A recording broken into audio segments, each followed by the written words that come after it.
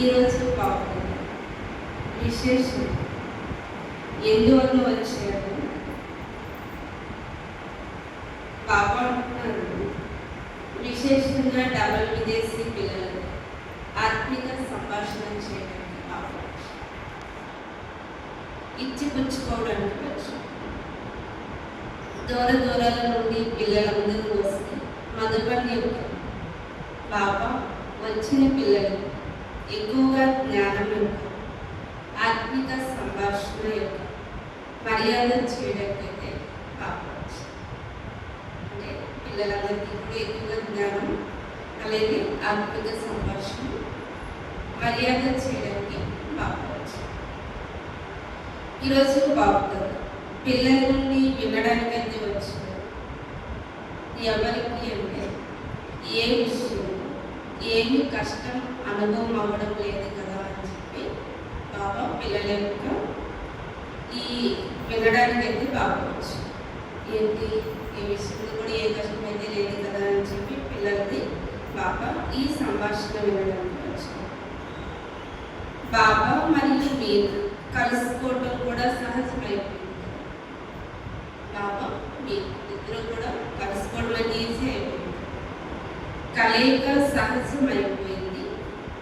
పరిచయం కూడా సహజంగా లభించింది. మార్గం కూడా సహజంగా లభించింది. ఇక కష్టమైతే ఏమీ లేదు కదా అని బాబాతో కలవడం ఈజీ అయిపోయింది. బాబా పరిచయం కూడా సహజంగానే లభించింది. మార్గం కూడా సహజంగానే మీకు లభించింది. మరి ఇందులో కష్టమైతే ఏమీ లేదు కదా. నిజానికి కష్టమేమీ లేదు, కానీ ఎవరు కష్టంగా చేసుకోలేదు కదా అని అడుగుతారు. ఇందులో చెప్పలేదు నిజంగా కష్టమైతే ఏమీ లేదు, కానీ బాబా అడుగుతున్నారు ఎవరు కూడా ఈ మార్గాన్ని కష్టంగా అయితే చేసుకోలేదు కదా. బాబా ద్వారా లభించిన ఖజానా యొక్క టాలెంట్స్ ఎప్పుడు కావాలంటే అప్పుడు ఉపయోగించుకునే విధైతే వచ్చిందా? బాబా అయితే మనకేమి ఇచ్చింది? టాలెంట్స్ ఏవైతే ఇచ్చింది. ఏ టాలెంట్స్? ఖజానా యొక్క టాలెంట్స్. ఇది మీకు ఎప్పుడు కావాలంటే అప్పుడు ఉపయోగించుకునే విధైతే మీకు వచ్చిందా? విధి ఉంటే సిద్ధి తప్పకుండా లభిస్తుంది.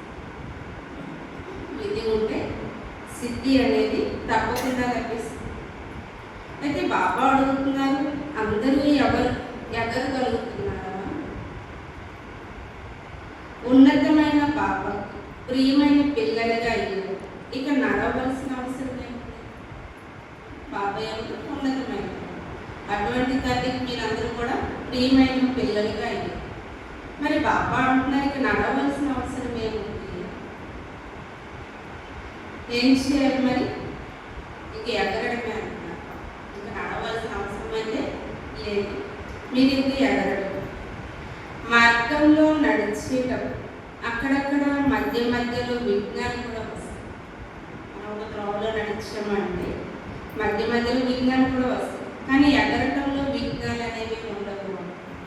నడుస్తూ ఉంటే విఘ్నాలు వస్తే ఏదో ఒక ఆటంకం వస్తూనే ఉంటాయి, కానీ ఎగిరేటప్పుడు మాత్రం ఎటువంటి విఘ్నాలు కూడా ఉండవు.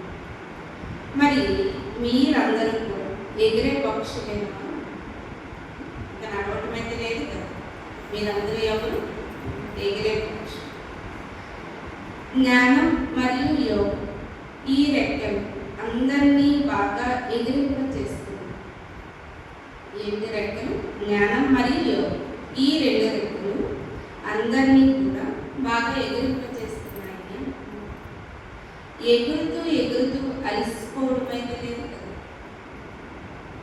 అందరికీ అతక్ పవర్ అనే వరదానం అయితే లభించింది.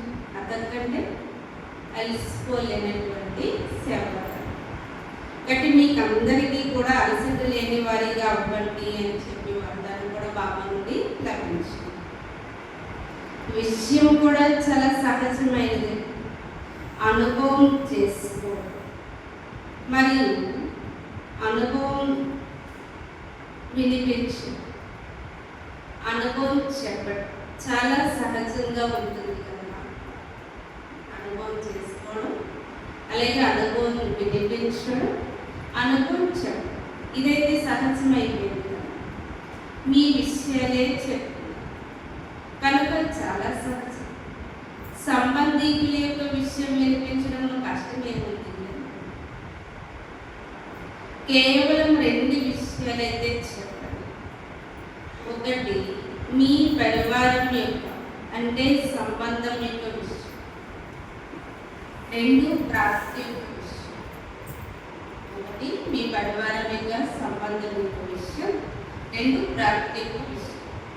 అందువల్ల బాబా సదా పిల్లలను సంతోషంగానే చూస్తున్నారు. బాబా పిల్లలంతా ఎలా చూస్తున్నారు? సంతోషంగానే చూస్తున్నారు. రోజంతా ఎప్పుడైనా ఏకరస స్థితికి పడు ఇతర రసాలు ఆకర్షితం చేయటం లేదు కదా.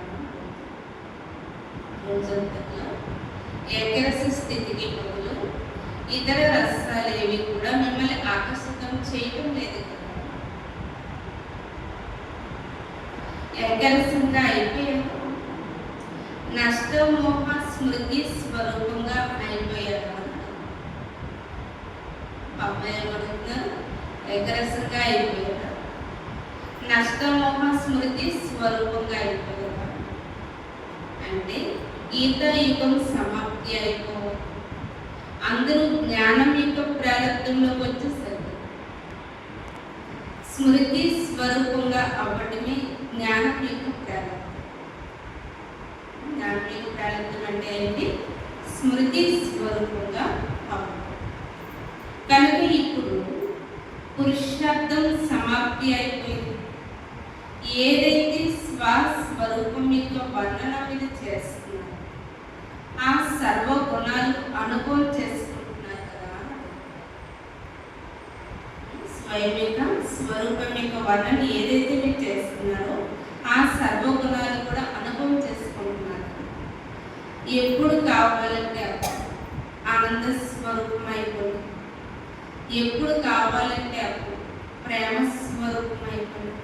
అంటే బాబా మనలో 7 గుణాలు ఉన్నాయి.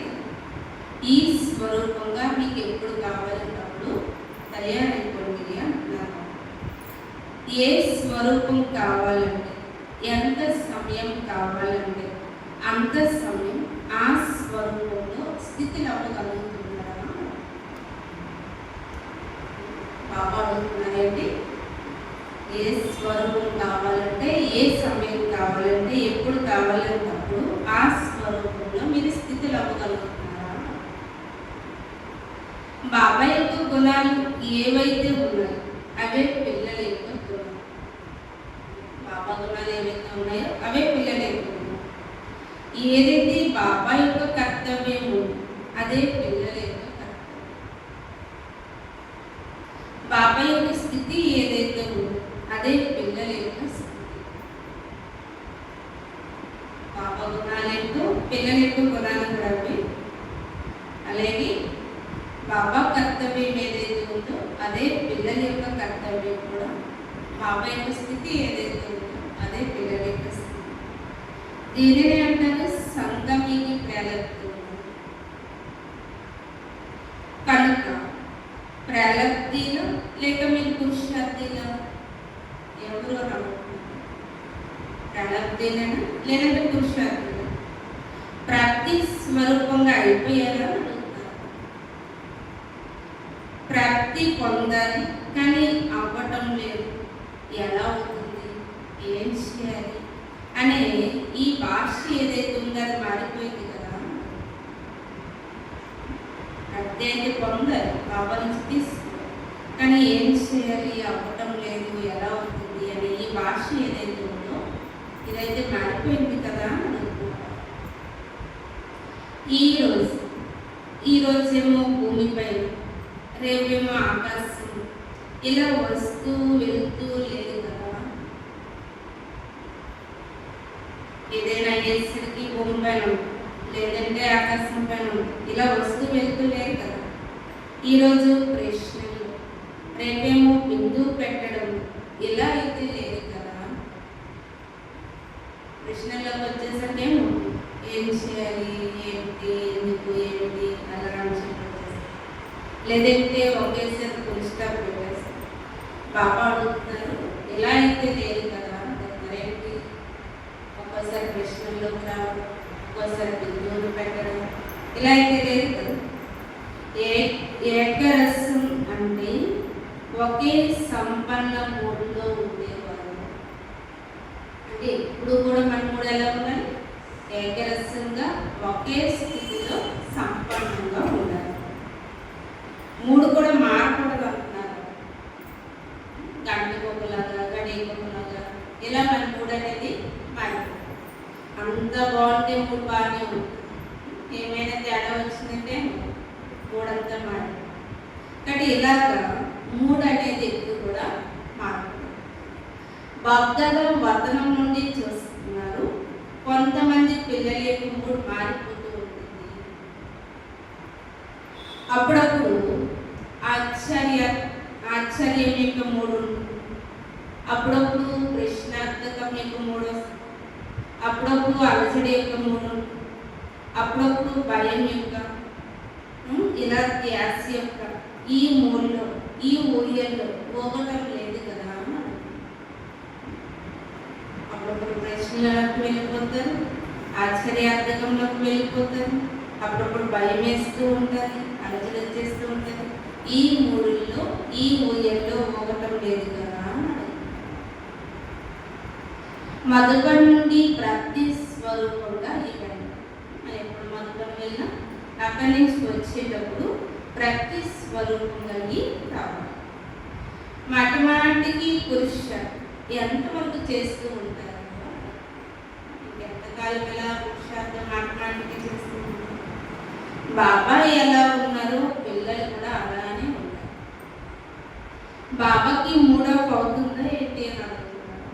బాబా ఎప్పుడైనా మూడవ అవుతారండి. మరి ఈ పిల్లలు ఎందుకు మూడవ అవుతున్నారు?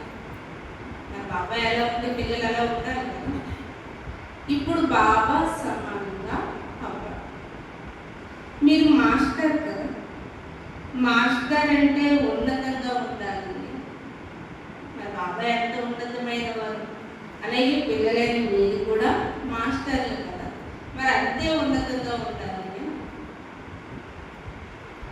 ఫిర్యాదులన్నీ సమాప్తి అయిపోయాయా అని అడుగుతున్నారు బాబు. ఏవైతే కంప్లైంట్స్ ఉన్నాయో, ఫిర్యాదులు ఉన్నాయో, ఇవి సమాప్తి అయిపోయాయా లేక ఇంకేమైనా ఉన్నాయా? నిజానికి విషయం అయితే చిన్నదిగానే ఉంది, కానీ ఆలోచించి ఆలోచించి ఆ చిన్న విషయాన్ని ఏం చేస్తున్నారు? పెద్దదిగా చేస్తున్నారు. విషయం అయితే చాలా చిన్న, కానీ మనం దాన్ని ఏం చేస్తాం? అలాగా విషయం గురించి ఆలోచించి ఆలోచించి చిన్న విషయాన్ని కాస్త పెద్దదిగా చేస్తాం. ఆలోచించే విధానాన్ని అనుసరించి ఆ విషయాన్ని చిన్నది నుండి పెద్దదిగా చేసుకుంటున్నారు. ఆలోచించడం వల్లేమో చిన్నది కాస్త పెద్దగా. ఇది ఎందుకు వచ్చింది, ఇది ఎందుకు ఇలా జరిగింది అని ఆలోచించకండి. ఏదైనా విషయం వచ్చేసరికి ఇది ఎందుకు వచ్చింది, ఎలా ఎందుకు జరిగింది అని చెప్పి ఎలా ఆలోచించండి. ఆలోచిస్తే ఏమవుతుంది అన్నారు బాబు? ఏమవుతుంది మాకు తెలిసింది? ఏమో చిన్నది కాస్త పెద్దది. పేపర్ వచ్చింది అంటే దాన్ని పూర్తి చేయాలి, కానీ పేపర్ ఎందుకు వచ్చింది అని ప్రశ్న ఉంటుందా? ఏదైనా పేపర్ వచ్చింది అంటే దాన్ని పూర్తి చేయాలి, కానీ పేపర్ ఎందుకు వచ్చింది అనేది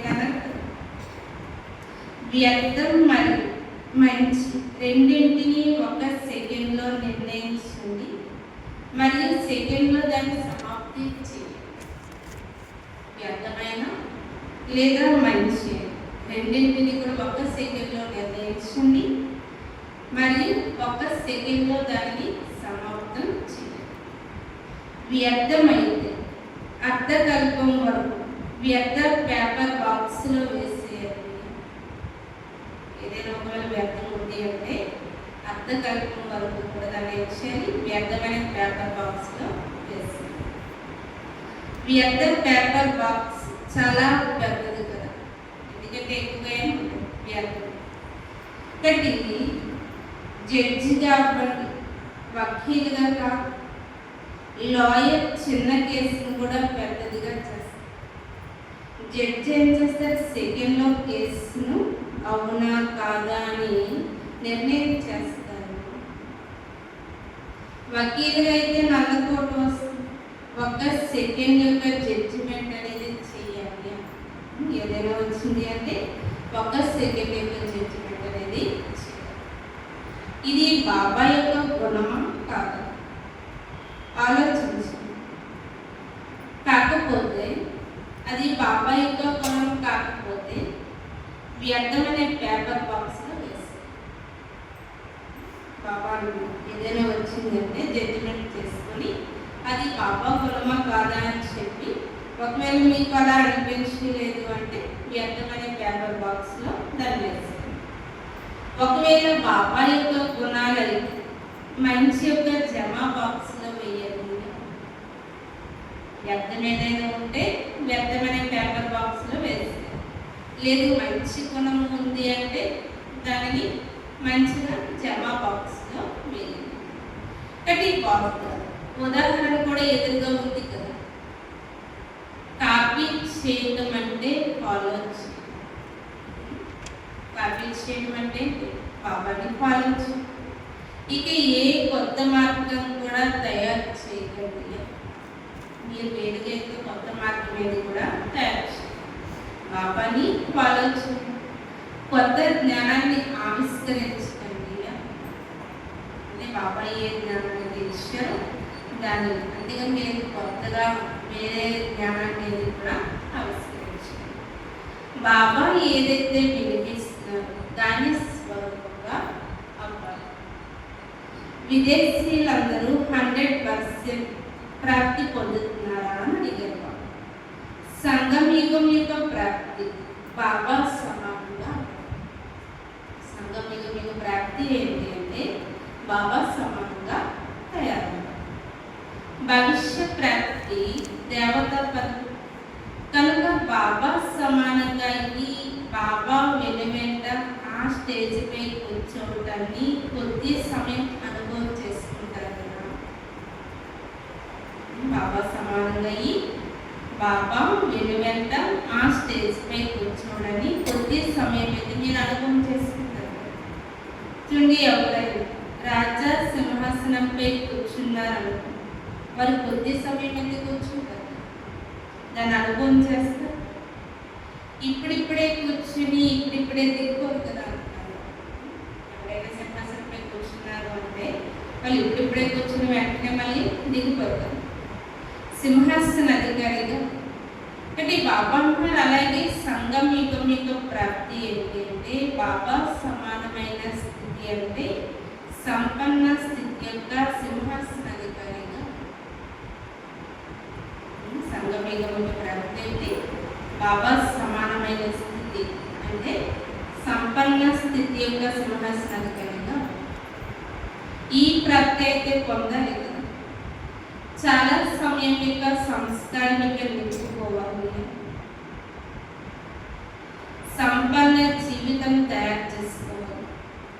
సంపన్నత కొన్ని గడియలు కాదు, కానీ జీవితం ఉండాలి.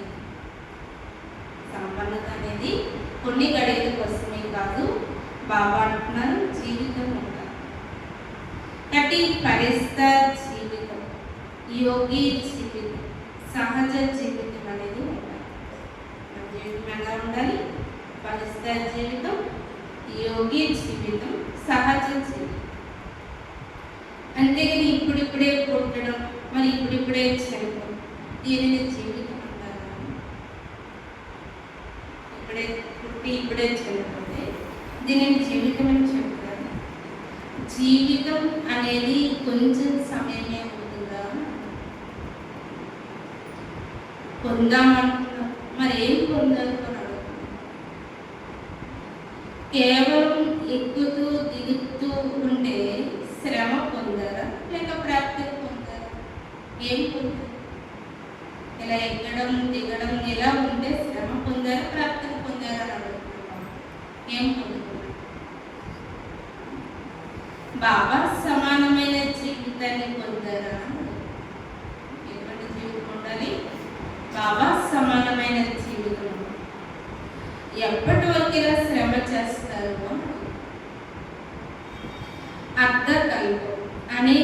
రకాలైన శ్రమ అయితే చేశారు. 63 జన్మలు కూడా అనేక విధాలుగా మీరు శ్రమ చేస్తూనే వచ్చు. గృహస్థ వ్యవహారం యొక్క ఈ భక్తి సమస్యలు ఇలా ఎంత శ్రమ చేశారు అన్నాడు. సంఘం యుగమైతే ప్రేమ యొక్క యుగం కదా, అంతేగాని శ్రమ యొక్క యుగం అయితే కాదు. సంఘం యుగం ఉండేదే ప్రేమ యొక్క యుగం, అంతేగాని శ్రమ చేసే యుగం, కలుసుకునే యుగం ఇది. తండ్రి పిల్లల కలుసుకునే యుగం, దీపం మరియు దీప పురుగులు కలుసుకునే యుగం ఇది. శ్రమ అంటున్నారు, కానీ శ్రమ అనేది లేనే లేదు. ఇందులో శ్రమ అనేది ఏమి కూడా లేదు. పిల్లలుగా అవ్వటం శ్రమ అనిపిస్తుందా ఏంటి అని అడుగుతున్నారు. బాబాకి పిల్లలుగా అవ్వడం అనేది శ్రమ అనిపిస్తుందా ఏంటి అని కష్టంగా ఉన్నాను. వారసత్వంగా లభించిందా లేక శ్రమతో లభించిందా? పిల్లలు శిలో కిరీటదారులుగా ఉంటారు కదా. పిల్లలంటే ఇంటికి అలంకారం. యజమాని అయిన బాబా యొక్క పిల్లలు యజమానిగా అవుతున్నారు కనుక యజమానులైన మీరు ఎందుకు క్రిందకు వస్తున్నారు? యజమాని అయిన బాబాకి మీరందరూ కూడా పిల్లలు, కానీ మీరు కూడా ఎలా తయారవుతున్నారు? యజమానిగా తయారు. మరి యజమానులైన మీరు ఎందుకు కిందకు వస్తున్నారు? క్రిందకు రావడం అంటే ఒక్కోసారి మాయలోకి వచ్చేస్తూ ఉంటారు. ఇక్కడ బాబా అంటున్నారు, మీ పేరు చూసుకో ఎంత ఉన్నతమైనదో, ఎంత శ్రేష్టమైన వారు. పేరు మరియు పని ఒకటే కదా. సదా